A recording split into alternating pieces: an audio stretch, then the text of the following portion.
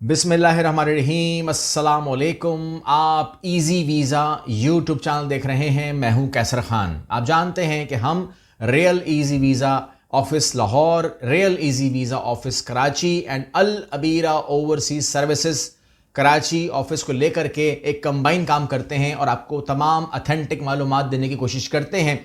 इसी हवाले से आप जानते हैं कि आयरलैंड के हवाले से मैंने आपको बहुत सारी वीडियोस दी हैं, लेकिन वक्त के साथ साथ जब टाइम गुजरता है तो चेंजिंग्स आती हैं और वो चेंजिंग आपके इल्म में होना बहुत ज़रूरी है। चाहे आप कंसल्टेंट हैं, चाहे आप जाने वाले हैं, आप भेजने वाले हैं, या आप जो भी हैं, आप किसी से भी काम करवा रहे हैं या आप हमारे ऑफिस से काम करवा रहे हैं, आपके इल्म में होना चाहिए कि आयरलैंड ने अपना सिस्टम चेंज कर दिया। और जिन लोगों ने अपनी फाइल्स लगाई हुई हैं और लगा के भूले हुए हैं कि जवाब नहीं आया, तो उनको मैं इन्फॉर्म कर दूं कि मई के बाद से जवाब कैसे आएगा। बिकॉज उसका मामला ये है कि पोर्टल चेंज हो चुका है और अगर आपने वहाँ पर ड्राफ्ट करके रखी हुई है तो वो अपडेट नहीं होगी, वहाँ पर वो ख़त्म हो चुकी है। अब आपको पूरी की पूरी फाइल दोबारा से अपलोड करनी पड़ेगी एम्प्लॉयमेंट वर्क परमिट के लिए। अगर आप ये नहीं करेंगे तो आपका इंतज़ार फजूल है। लिहाजा ये वीडियो को बताएगी कि किस तरीके से आयरलैंड का वर्क परमिट आपने अप्लाई करना है और उसके तमाम स्टेप्स क्या होंगे।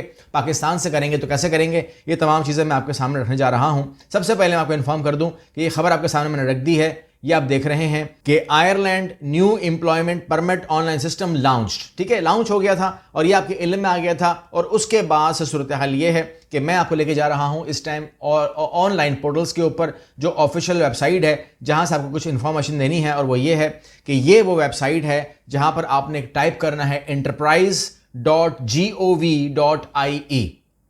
जब ये आप कर देंगे तो आपके सामने ये तमाम चीज़ें खुल जाएंगी और वहां पर आपको लिखा हुआ है कि एम्प्लॉयमेंट परमिट्स, ठीक है, to work in Ireland a non EEA nationals. वो कौन है? वो आप हैं। Non EE, non European nationals आप हैं।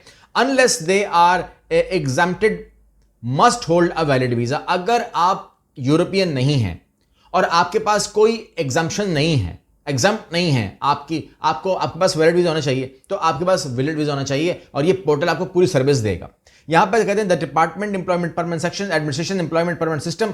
यहां पर आपने एलिजिबिलिटी एंड रिक्वायरमेंट, आप कहते हैं कि जी फॉर एग्जाम्पल आप कहते हैं मैंने अपनी असेसमेंट खुद करनी है इस हवाले से, तो ठीक है, आ जाइए। यहीं पर आपको information for application on eligibility and requirements मिल जाएंगी। अपने डॉक्यूमेंट को टेबल पर रखिए और तमाम डॉक्यूमेंट को देखते हुए आप उसका फैसला कीजिए कि you are eligible for what. लेकिन आपको मैं एक शॉर्टकट बता दूं, शॉर्टकट ये है कि if you are in demand list तो आपका काम हो जाएगा। अगर आप अनएलिजिबल ऑक्यूपेशंस में हैं तो आपका काम नहीं होगा। ये आपको खुद इसको देखना है। उसके बाद टाइप्स ऑफ परमिट हैं, detail for the 9 different types of permit. ये कौन कौन से हैं जिसमें आप अप्लाई कर सकते हैं? तो रास्ते बहुत हैं। टाइप ऑफ एम्प्लॉयमेंट परमिट्स, आप क्रिटिकल स्किल एम्प्लॉयमेंट परमिट के जरिए काम कर सकते हैं। आप dependent partner spouse employment permit काम कर सकते हैं। ये अलग अलग मामलात हैं। इसके अलावा इंटर ट्रांसफर जो होता है उसके जरिए काम कर सकते हैं। जर्नल एम्प्लॉयमेंट परमिट, जिस पर हम सबसे ज्यादा काम करते हैं, जर्नल एम्प्लॉयमेंट परमिट। इसके अलावा contract for service employment permit.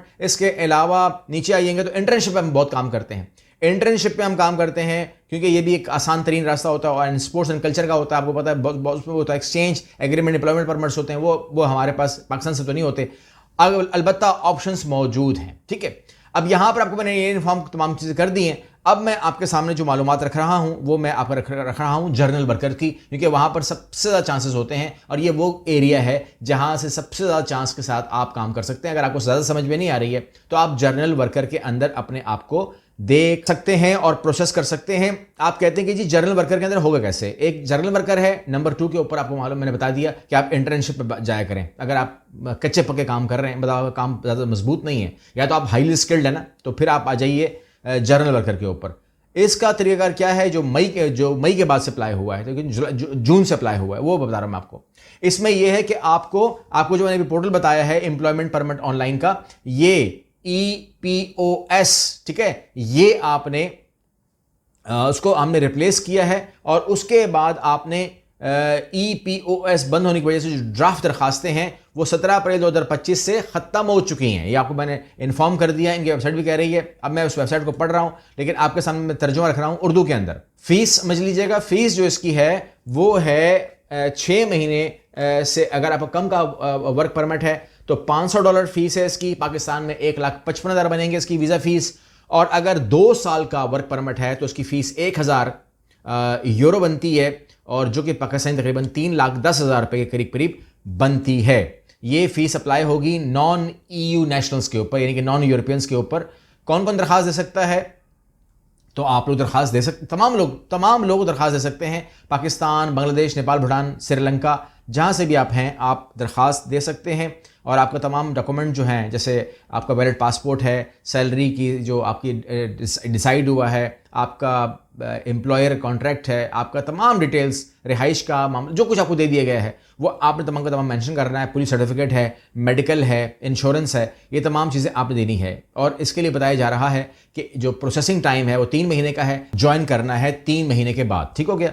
अच्छा, 3 महीने का आपने ब्रेक रखना है इसके अंदर। अब चूंकि ये 2 वे है, यानी कि आपका जो एम्प्लॉयर है वो उसको भी फिल करना है, नया फॉर्म जो आपको मैंने दिखा दीजिएगा, और आपने भी भरना है। अब यहाँ पर एप्लीकेशन जो फिल करना है उसके अंदर जो डिटेल आएगी, उसके अंदर एप्लीकेंट डिटेल्स आएगी, पासपोर्ट इन्फॉर्मेशन आएगी, आपका एड्रेस आएगा, आपका ऑक्यूपेशन आएगा, आपकी सैलरी आएगी, एक्सपीरियंस समरी आएगी, एम्प्लॉयर अपलोड्स जो करने होंगे वो भी मैं आपको इन्फॉर्म कर देता हूँ। वो अपलोड करेगा कंपनी रजिस्ट्रेशन डॉक्यूमेंट्स, आपने उसको हेल्प करनी, वो आपकी हेल्प करेगा।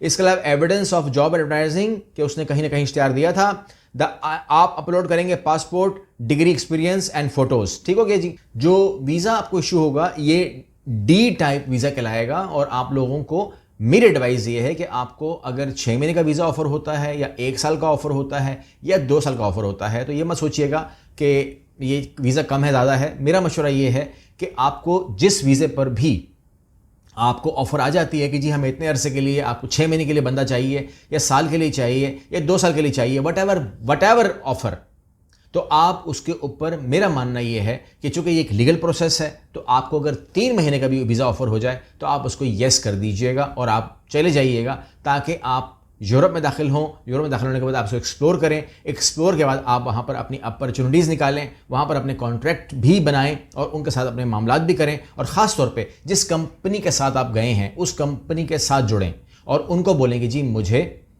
हेल्प कीजिए, मुझे सपोर्ट कीजिए, मैं आपके साथ काम करना चाहता हूँ, अगले सीज़न में भी काम करना चाहता हूँ, परमानेंट काम करना चाहता हूँ। तो सबसे ज़्यादा आप उसको राज़ी कर सकते हैं जिसने आपको फर्स्ट टाइम चांस दिया होगा। तो उसमें कोई आपको रुकावट नहीं आएगी, क्योंकि वो आपके साथ यूज़ टू हो चुके होंगे। आपका जो काम है, अखलाक है, वटेवर जो भी आपकी शख्सियत है, उसको देखने के बाद वो मुतमईन हो चुका होता है, तो इसलिए आपको वो सपोर्ट करता है। तो ये एक लीगल वे है। और आयरलैंड जो है इसके अंदर, चूँकि आपको मैं पहले इन्फॉर्म कर दूँ कि यहाँ पर रश पड़ेगा, क्योंकि अभी सर्दियाँ हैं तो रश कम रहेगा। तो ये सीज़न जो होता है, यानी कि तकरीबन आप कह लीजिए कि अभी से लेकर अप्रैल तक ये अच्छा सीज़न है। इसमें आप ज़्यादा तवज्जो के साथ जो है यूरोप वर्क परमिट के ऊपर काम करें, यू विल बी बेनिफिटेड। ये अच्छा टाइम है करने के लिए, क्योंकि यहाँ पर बहुत कम रीजन्स, जो लोग जानते हैं ना यूरोप को, वो अप्लाई ज़्यादा नहीं करते। तो लिहाजा मैं समझता हूँ कि यही वो टाइम है कि जब लोग नहीं करते तो फिर आपको करना चाहिए, ताकि आपकी स्पेस बने। ये सबसे बेहतरीन टाइम है।